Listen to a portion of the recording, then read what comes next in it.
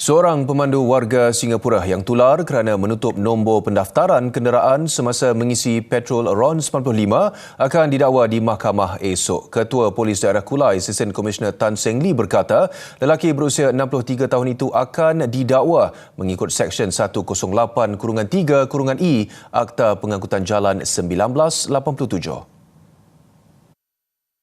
Dalam satu kenyataan, beliau berkata siasatan mendapati nombor pendaftaran kenderaan itu telah diubah. Terdahulu, bahagian siasatan dan penguatkuasaan trafik Kulai menerima satu laporan berhubung video tular pada 4 Januari lalu. Rakaman memaparkan pemilik kenderaan berwarna perak dengan plat Singapura sedang mengisi RON 95 di sebuah stesen minyak di Kulai. Pemilik kenderaan disahkan adalah pemegang status penduduk tetap PR negara jiran.